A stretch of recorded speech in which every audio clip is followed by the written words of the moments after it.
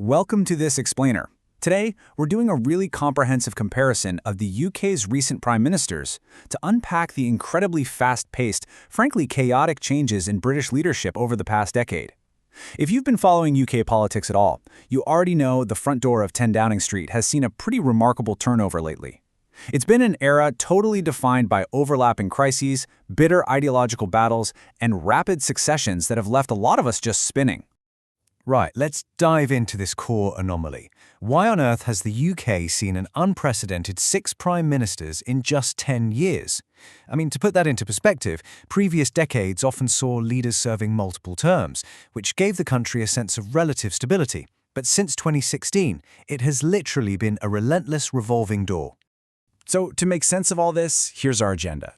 We're going to look at Downing Street's revolving door, the ultimate leadership test of Brexit, clashing economic visions, the NHS pressure cooker, and finally, public perception and polling. Okay, Section 1. Downing Street's revolving door, 6 prime ministers in 10 years.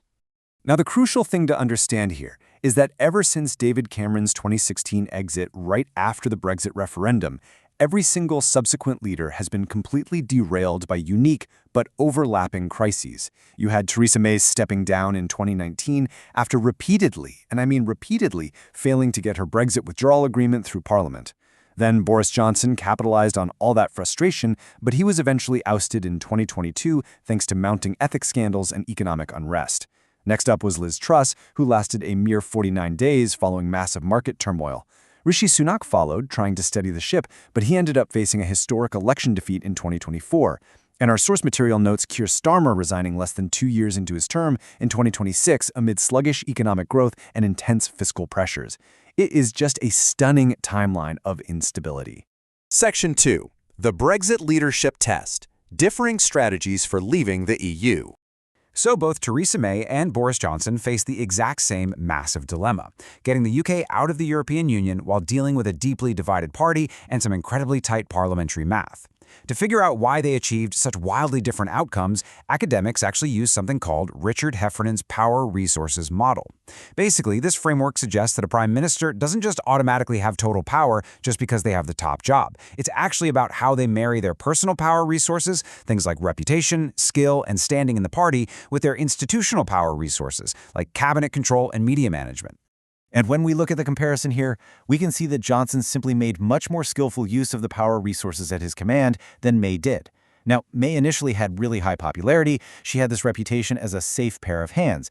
But then the disastrous 2017 snap election just completely evaporated her political capital. She lost her majority, got stuck relying on a minority government, and that pretty much paralyzed her institutional power.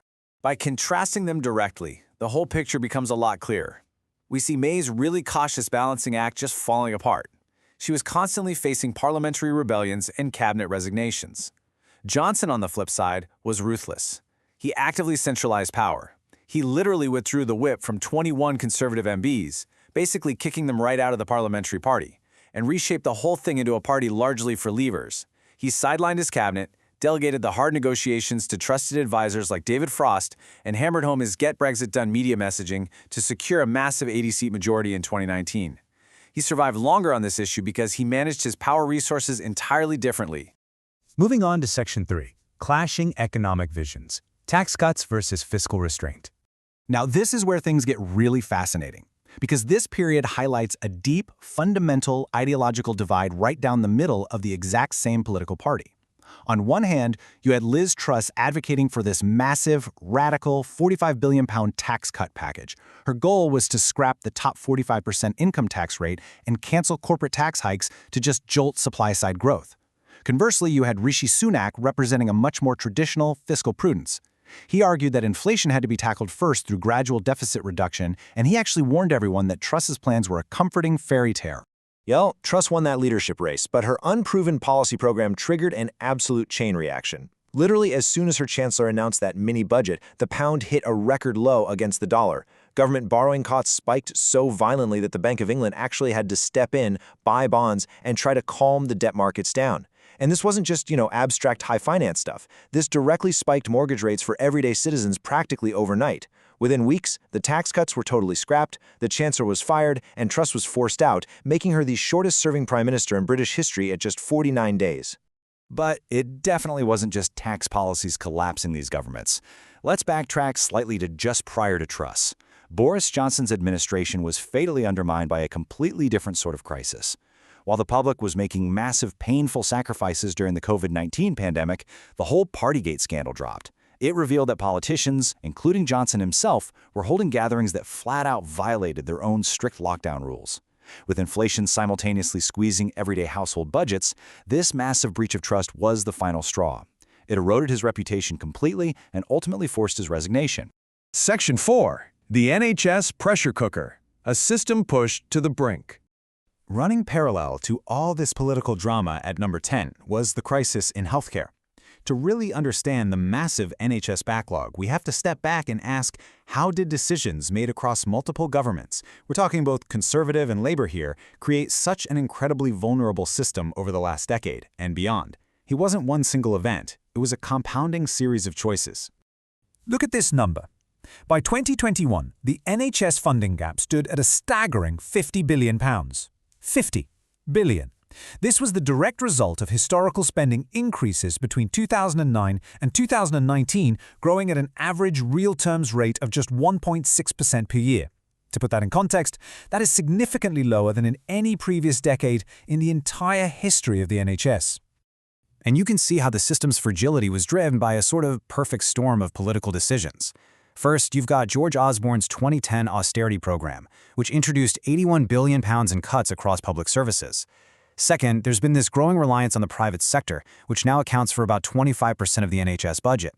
Experts actually note that this specific trend started under John Major and then really expanded under Tony Blair through private finance initiatives. Combine all of that with a massive £10 billion maintenance backlog, fewer available beds, and falling real terms pay for the staff, and honestly, it becomes terrifyingly clear why the system was so incredibly vulnerable when COVID-19 hit.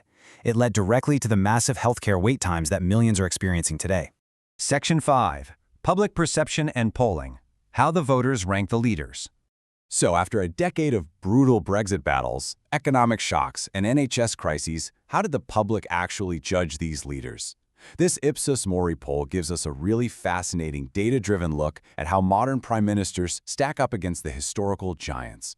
The question is simple: did they do a good job or a bad job? And the data shows a pretty stark reality for our recent leaders. You look at a historical figure like Winston Churchill, and he enjoys a 63% good job approval rating against only 14% saying he did a bad job. But the prime ministers from our recent turbulent decade, they fare much, much worse. David Cameron sits at a 27% good job rating, with 44% saying he did a bad job. Theresa May is even lower, just 22% good versus 45% bad. It firmly underscores just how heavily the crises of Brexit and austerity weighed on their historical reputations in the eyes of the British public.